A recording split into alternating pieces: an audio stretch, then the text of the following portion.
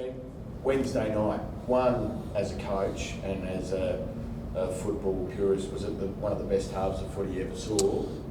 And two, what did you think of Angus Crichton's performance? Yeah, definitely one of the better first half performances I've seen, especially under the pressure of an Origin and also 1-0 down in the series. It was an incredible performance by the Blues, and then I thought Angus was incredible.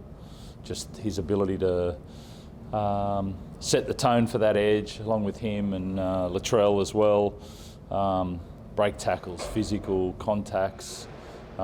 He dominated that edge from sort of the first minute to the 80th minute, which was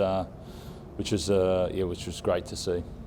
Does it change anything? Where do you sit at the moment with him and his future at this club?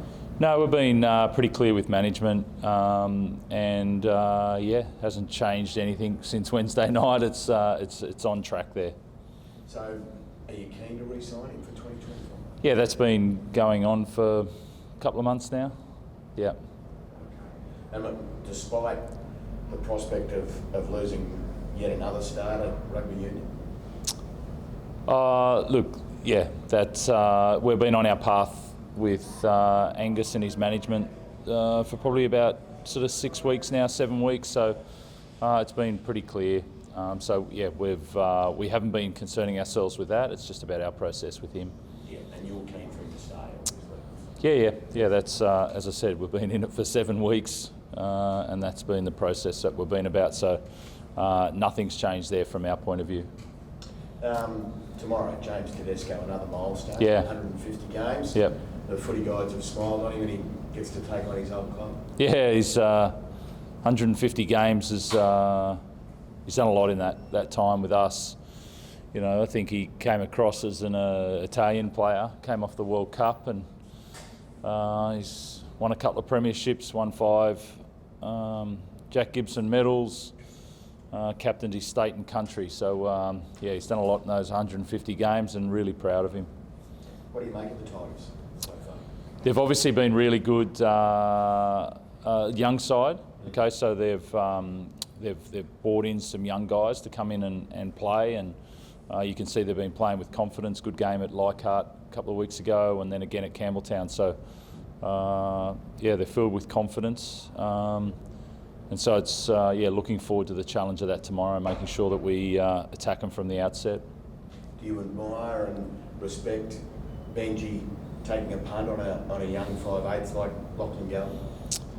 I think, I don't know their squad, I don't know what they look like, but, he's looked likely since he's come in, and it looks like they've managed him really well.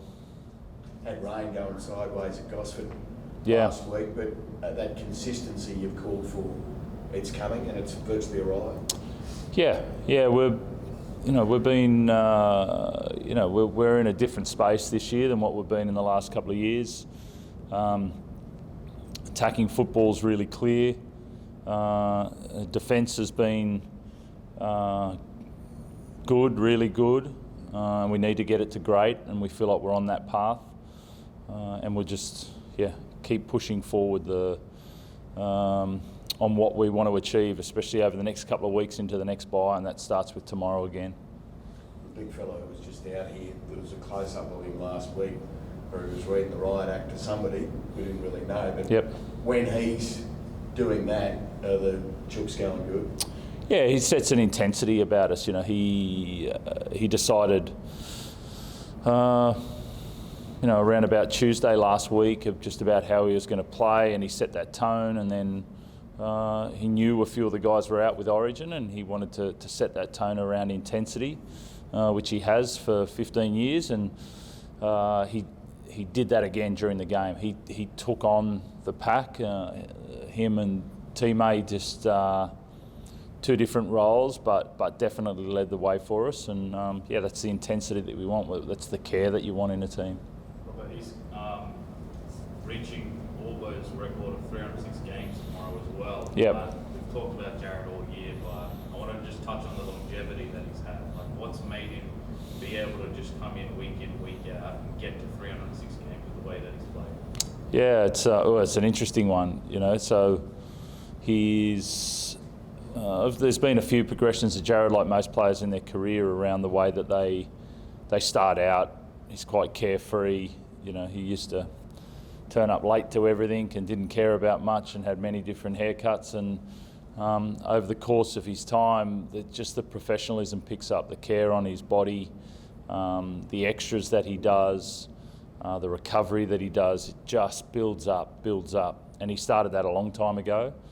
But at this age, you needed to do that when you're 25, 26, so you can play when you're 35.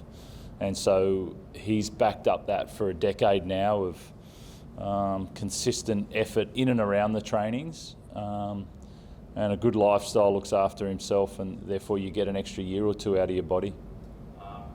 Wanted to touch on Teddy as well. Yeah. This question went back of my head. So we've seen him come onto the scene, burst onto the scene, back-to-back premierships, Dally M. Yep. Really exciting player. And then in 2021, you're faced with a decision on who to make the captain after the retirement of Jake Brandt. Yeah. Why did James Tedesco stand out to you? Because you had a whole litany of other people who probably could have filled that role, but why was it James Tedesco? Yeah, there was a consistency in the way that he goes about his work, and there's a sort of a natural, quiet leadership from Teddy. Everyone has, you know, leaders they don't all come in one mould, they come in different styles. And Teddy, you know, what is it, 7 seasons? I think it's 7. We're halfway through his 7th season, and he's playing 150 games. And so the consistency and the high level at which he plays at kept pushing others around him, and he led in a different way to the other guys. But he's well respected, and he was well respected from sort of an early time with us around the way he went about his whole professional career. And so it was just a natural progression, which I think, for us, captaining here was very clear. And final one from me, there's a third milestone man standing in front of me, 300 games coaching the Roosters. You've had a lot of stints here. You've come in as a player, you've come in as an assistant, you've come in now as a head coach. You've probably had a lot of opportunities elsewhere that have probably been presented, but what's made you stay here for those 300 games? The people, that's pretty simple. I love the club. You know, I came here as a kid, 17, came here, but, I said I've had a couple of iterations, but it's the people that make you stay, I really love the area and the Roosters, but it's the people at the club, from Nick and the staff, and I've had some great players, and you just feel a part of a team where you want to continue to do your job, and that hasn't changed for the time I've been here. So there's a hunger for success that we want, but also a care for the people. So keep going. Do you celebrate it, or is the care factor for you more being a player's coach? Yeah, I don't. You don't. To be honest, you don't celebrate it. It's not like it's. I've had some nice messages, which is really nice. But it's more humbling, the fact that I've got to do it for so long here.